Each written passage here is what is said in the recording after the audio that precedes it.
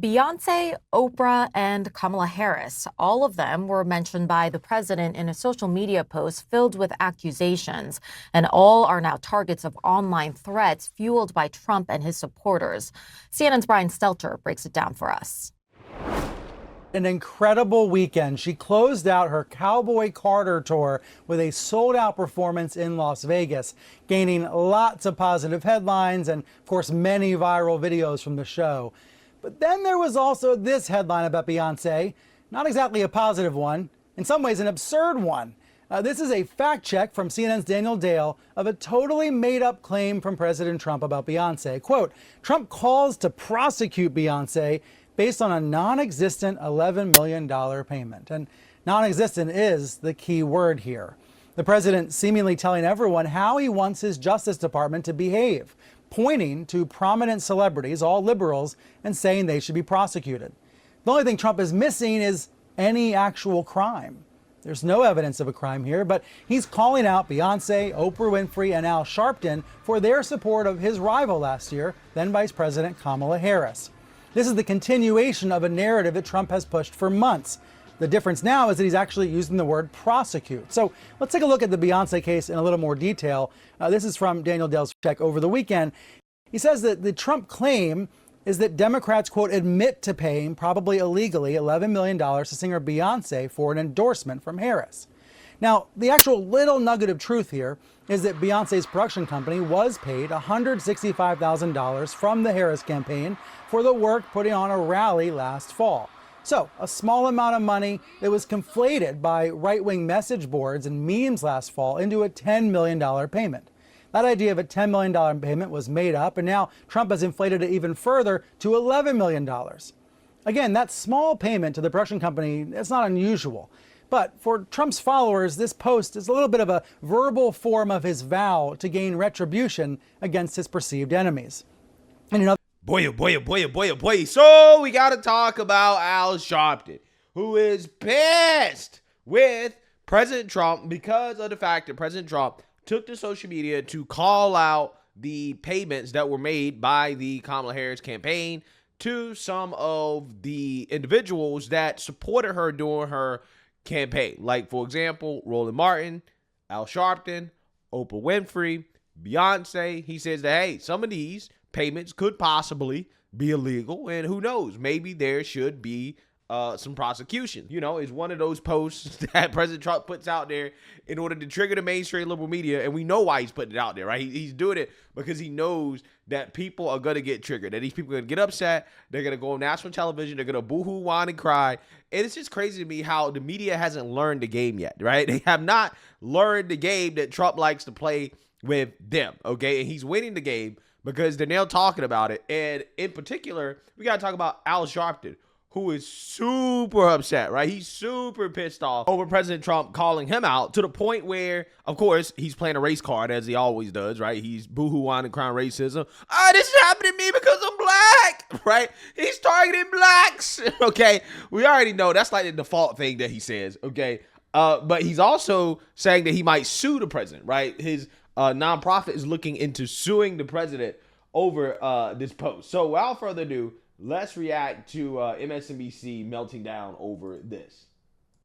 Over the weekend, President Donald Trump called for Vice President Kamala Harris to be prosecuted, falsely claiming yet again that Harris paid for endorsements from celebrities during her 2024 presidential campaign. In a rant posted on social media, Trump claimed that Beyonce received $11 million, that Oprah got $3 million, and that the Reverend Al Sharpton took home $600,000 to endorse the then vice president. Trump added that they, quote, broke the law. They should all be prosecuted. Trump made similar claims about the vice president earlier this year and late last year. The Harris campaign has consistently denied paying for endorsements. Federal election records show that the Harris campaign did pay Beyonce's production company $165,000 in reimbursements, which is common with large event productions. Oprah has said she was not paid to appear alongside Harris at a live-streamed event in Michigan back in September 2024.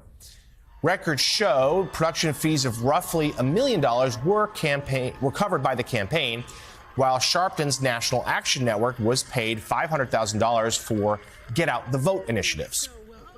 Last year, a spokesperson for the Harris campaign explained to Deadline that it was required by campaign finance laws to cover costs associating with holding such events. Joining us now. Yeah, so I want to say this about the mainstream liberal media framing on this, because they believe that the American people are stupid. This is why they're playing these semantics games, okay, trying to pretend as if people don't understand how this game actually works, okay, the wink and a nod that happens when you talk about quote-unquote reimbursements for production fees, right? Because that's the way they're framing it. They say, well, Oprah didn't get paid directly. Beyonce didn't get paid directly. Well, they just got reimbursed, right? They just got reimbursed. Now, again, I'm not saying they did get paid directly. That's not what I'm saying. But to say that, well, the production fees were reimbursed, which means that they didn't receive any payment at all, as proof that they didn't receive any payment, well, that's not entirely accurate, because what can be included as a production fee? Well, we don't know unless you see the itemized list that shows you exactly what was paid for as a part of the production. Like, for example, you could argue that for Oprah to set up her show or whatever she did for Kamala Harris, which really was a fawning session for Kamala Harris. Well, Oprah hosting it could also count as a production fee. So she may not have necessarily been paid directly by Kamala Harris, right? As in money went personally into her pocket up front. No, but the way it could have worked is that the Kamala campaign could have paid the Oprah Winfrey Company, okay, which benefits Oprah because she owns the company, one. And then on top of that, she probably takes a salary from the company. And who knows, she may have gotten paid as a result of her work for the company for that production. We don't know, okay? But to say that, well, they were just reimbursements for production fees, that doesn't mean that the people, okay, who held these events did not benefit in some way. They didn't receive benefits for their support of Kamala Harris. That is the point. So, it doesn't matter how the media tries to frame this. The whole point is that these people receive benefits. Okay, you can argue about what exact benefits were they, but they were definitely benefits. And they also supported Kamala Harris at the same time. Now, they received the benefits in exchange for their support. Again, that's a deeper question. That's the question that's being asked. Because I have a hard time believing that these people would have supported Kamala Harris as much as they did without that support, that financial support from Kamala Harris to their businesses or whatever the arrangement was, okay?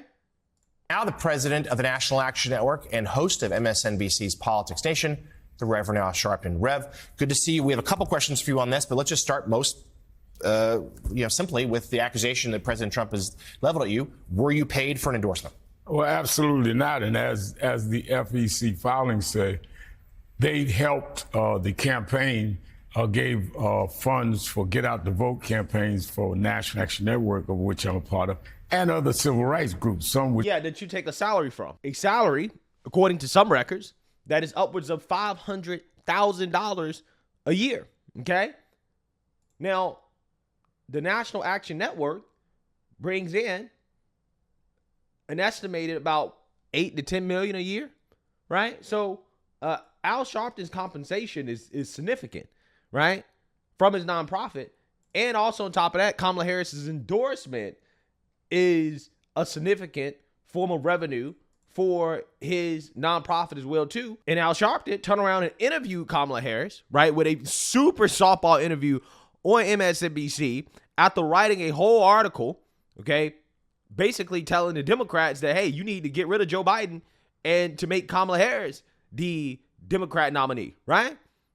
So I'm just saying that, Al Sharpton here, he's going to try to play the semantics game, but the semantics game isn't going to work. Which got more than National Action Network did. National Action Network, nor I even endorsed her. What is it? I don't know about that, Al Sharpton, because, again, you wrote a whole article telling the Democrats that they need to get behind Kamala Harris, right? You wrote this article, okay? You wrote this. And I quote here from Al Sharpton, who says he didn't endorse Kamala, right? This is not endorsement, according to Al Sharpton. Mr. Biden was committed to staying in this race because he understands what is at stake. Now we must support his ally of the past 4 years to ensure these GOP proposals don't become policy. This article was written, or at least it came out, the day after Joe Biden dropped out of the race. And Al Sharpton immediately says, well, Kamala should take over, right? The support, Democrats should put their support behind Kamala Harris. This is what this article says. If that's not an endorsement, again, I'm trying to figure out what does that mean, right? He's saying we must support his ally. He's specifically talking about Kamala Harris in order to stop the GOP. But again, according to Al Sharpton, non-endorsement. Interesting about this, though, is that the fact that this is the, as you accurately reported, second or third time, lawyers for National Action Network was looking at, can we sue him for defamation? Because he had knowledge this time that there was no endorsement and that I didn't get any money. This went to the nonprofit that I'm connected to. But let's look at but you are not only connected to, you own it. You're the CEO. You take a salary from the nonprofit, my guy. Like, why are you trying to play this stupid game? I'm not making any accusations. Don't sue me. I'm simply just saying that you're not presenting your relationship with this nonprofit in an accurate light. You are the CEO, okay? You run this nonprofit. You take reportedly, allegedly, about $500,000 in salary per year, okay? You did a softball interview with her on MSNBC. So again, he's not being honest, completely honest about his support for Kamala Harris. And the follow-up question really should be, so you're saying that you didn't support Kamala? That you didn't support Kamala at all during the last election? Because this dude is trying to act like he didn't support her at all. Okay, well, that's certainly not the case. He definitely supported her. Now, in regards to the formal, endorsement, again, we're talking about semantics here, right? That's what we're talking about. He certainly supported Kamala, right? And he did that softball interview with her as his nonprofit that he is the head of, that he takes $500,000 from in salary, was getting paid, okay? So it may not have been a direct payment to him, but to try to play down his role at his nonprofit or his connections to his nonprofit as if he doesn't receive a significant salary and that donation was not a significant boost in revenue for his nonprofit, I think, again, is dishonest. It's completely dishonest. Again, this is the same game that Roland Martin tried to play, because Roland Martin, just like Al Sharpton, got paid hundreds of thousands of dollars as well too, and did a softball interview with Kamala Harris. He certainly supported Kamala Harris for president, just like Al Sharpton. But he got mad at his followers who called him out on that, claiming that, well, I didn't get paid. My company got paid because I'm a media company and we got to do ads, right? We got to do ads, right? But he knows damn well as a journalist, if you own the company as a journalist, it is not appropriate for you to do an interview with a presidential candidate when your company is getting paid, right? The company that pays your salary, right, is getting paid by the presidential nominee. Why are you sitting down doing an interview? It's one thing to get one of your lackeys to do the interview, right? Then there's plausible deniability, okay? But for you, the owner of the company, to do the interview, clearly is a conflict of interest, because your companies get paid directly. You benefit directly from that payment via the fact that you own the company, right? So again, this is the game they play because they think that the American people are stupid, that the American people can't put the puzzle pieces together to figure out how this actually works. Yeah. Donald Trump is in very serious problems around this whole question of Epstein. So last week, he was trying to flood the zone to take any pressure off of him and try to put his MAGA base back together again. The fact, what's so hilarious about this? These people keep claiming on all the television networks, by the way, right? It's almost as if they're colluding together to come up with the same narrative. Well, Trump is saying all these things to distract from Epstein. Well, again, I can make the argument that the media has been distracting from Epstein for the last 4 years, right? Because they didn't give a damn about Epstein for the last 4 years. Now they only care about it because they think it can be used to divide the MAGA base, which is just factually incorrect, by the way, right? There's no evidence and data that this issue is tearing apart the MAGA base. If anything, the more that the media and the Democrats beg for quote-unquote transparency, that they really don't want, by the way, the more it's just honestly going to backfire on them, right? The less effective of an attack is going to be. But if you feel like it's a distraction, then clearly, Trump's distractions are working. Because whether it's the Obama thing, whether it's this, whatever, you guys are covering it. The fact that you're covering this right now, the fact that you guys are talking about it, the mainstream media talking about it, means that the quote-unquote distraction is working. That's what it means. But let's be real. The media is using Epstein to distract from all the wins that the president is getting, right? Let's be real. That's what's actually happening here, right? People want to talk about distraction. What they're trying to do is distract away from the fact that the president is getting win after win after win, and they don't really want to talk about that, okay? Fact is, he started by saying he's going to fire the Fed chief. That didn't work. Then he went on to something about tariffs. That didn't work. Then he decided to do what he started his political career on, start race baiting, which was, he started with birtherism, that Obama wasn't born here. Then he went and released the files now last week of Martin Luther King Jr., some of which are very questionable, and the family was opposed to him doing it. That didn't work. The next day he goes after Barack Obama, saying he ought to be prosecuted. That didn't work. Then he tried something else. Then over the weekend, Kamala Harris, Oprah Winfrey, Beyonce, Al Sharpton. The race card, the thread here is race, and that's what he's trying to do. They're swapping money. They're doing things like Obama was holding back with Russia. It's all about trying to get past Epstein. We have shown in National Action Network and other groups what we did and didn't do in the campaign. Even when I spoke at the convention, I said we don't endorse candidates. We have come with our files. Release that. So why are you speaking at a convention if you're not endorsing her, right? So you speaking at the conventions, okay? You wrote a whole op-ed talking about how she should be the candidate over Biden, but you're not endorsing her, right? You don't support her, Al Sharpton. Again, the question should be, did you support Kamala during the campaign? Did you support that? That should be the actual question. But again, it's MSNBC. They're not going to ask one of their own hosts, who they should fire, by the way, right? This guy should have been fired for this, okay, if MSNBC was a respectable network.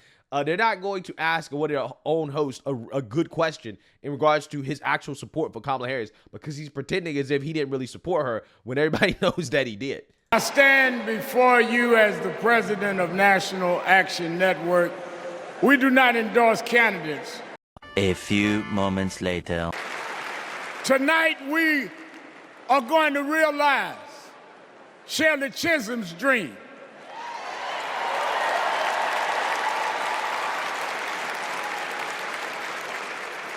"52 years ago, I was one of the youth directors in her campaign for president.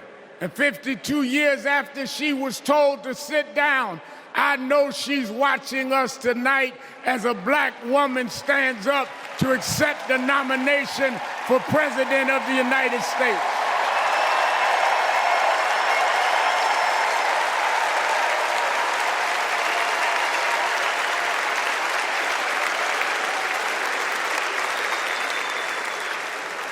We have fought too hard for women to be told to get out of the kitchen. We are now on our way to the Oval Office. We won't go back.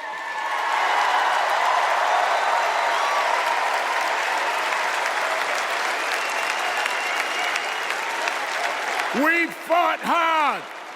We fought hard for LGBTQ loved ones to get out the closet. We won't go back. Epstein files, Mr. Trump. Do what we did or be quiet. Yeah, you're certainly right. The four names in that post, the vice president, Oprah, Beyonce, yourself, very clear what they have in common. John Hyman, let's bring you in on this too.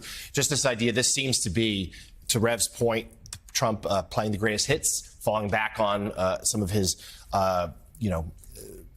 lesser impulses, perhaps, playing with birtherism and the like, but also just shows there's still this frantic nature of trying to throw things against the wall to distract from an Epstein story that's simply not going away. Right. It's the last part of that matters, Jonathan, I think, which is I understand why they're frantic, because he's thrown a lot of stuff against the wall and none of it has done what it normally has done for him, which is to move people along, get people distracted. And usually, the people who are very most easily distracted are those in his base. He's been able to count on that. You think about the range now of what the distractions have been. You've got on one hand, all due respect to Rev, but it's like on one hand, you're like, hey, those guys, Kamala Harris, who I beat, right, who's no longer a political threat to me whatsoever, who I beat in the election, fair and square, paid endorsers. Who cares? Right. On the other end of the scale, Barack Obama has committed treason and should, by according to the law. Who cares if Kamala Harris had paid endorsers? Really? Right? Who cares? Okay, when we were being told at the time that Kamala Harris is like the next coming, right? That everybody loves her and that she's so amazing, right? Who cares? Who cares that this was a plot by the mainstream liberal media and the Kamala campaign in order to try to take down Trump with this fake hype behind Kamala Harris? Who cares, right? Again, it's so funny how the media, they want to force you to care about things that they want to care about in the moment, right? And they're trying to force people to care about something that they didn't care about for the last 4 years, right? And then they want to pretend that everything that's being talked about is a distraction from that. When again, apparently these people have been distracting from Epstein for the last 4 years, right? They've been distracting, okay, a lot, okay? And they're the distractors want to tell you that, oh no, well, you're being distracted. You're being distracted by Obama, right? You're being distracted by these accusations against the Kamala campaign, right? When, in my opinion, again, I think that all of this really is a distraction from the wins that President Trump is continuing to rack up for this country that the media doesn't really want to talk about, right? If you're guilty of treason, should be put to death. No one cares about that either, because it's kind of self-evident that all of these things are what we've just said. They're all distractions. And the one persistent reality is that the Jeffrey Epstein thing is not going away, because for the first time, Donald Trump is faced with a controversy where he is at odds with the people who have supported him, believed in him, trusted him the most. And they are looking at him going, wait a minute, you're full of crap. You're not making. You know, it's so funny how these people pretend like they know MAGA. Right. When again, there's like zero evidence. There's zero evidence that Trump's base is abandoning him. Right. In mass, put it that way. Right. There's no evidence that that's happening. Right. There's no evidence that he's losing the support of his base over this Epstein stuff. There's just no evidence of it. Now, again, you can listen to a lot of people online, right, who I actually think are technically independents. Right. You can listen to a lot of people online and it may feel that way. Right. Listening to the media. But in regards to the actual data that I've seen on this, multiple polls have come out now about this. It's not happening, right? Like it's an imaginary thing. It's made up. It's the media trying to manufacture a fracture in the MAGA base. Are people frustrated by what's happening right now? Of course, but frustration doesn't mean that people are abandoning support for him, okay, over this. But that's what the media wants. That's the narrative that they're trying to put out there. And I just want people to understand what's happening, what they're trying to do. It's very clear and obvious, the game that the media is playing. So, again, Al Sharpton here, playing a race card, claiming, well, he's going after me because I'm black. The fact is that his organization did receive money. He did do a softball interview with Kamala Harris, and he does, in fact, receive a salary payment from that organization that received the money as he was giving these softball interviews. So yeah, I think that it is reasonable to have questions about that arrangement and whether or not they're clear conflict of interest, because I believe that they are. And MSNBC, if they were a real news organization, they probably should have fired Al Sharpton over that. But because they're not a real news organization, he's still employed, right? And, hey, he can try to sue the president. But ultimately, at the end of the day, I don't think that much is going to come of this. I think this is just Al Sharpton lashing out, boo-hoo, whine, and cry racism once again, because the president is calling to attention some of the alleged corruptions and schemes that we saw from the Kamala campaign, okay, that allegedly involved him. So let me know what you guys think. Make sure you like, comment, and subscribe. Most importantly, share a Black conservative perspective. Peace.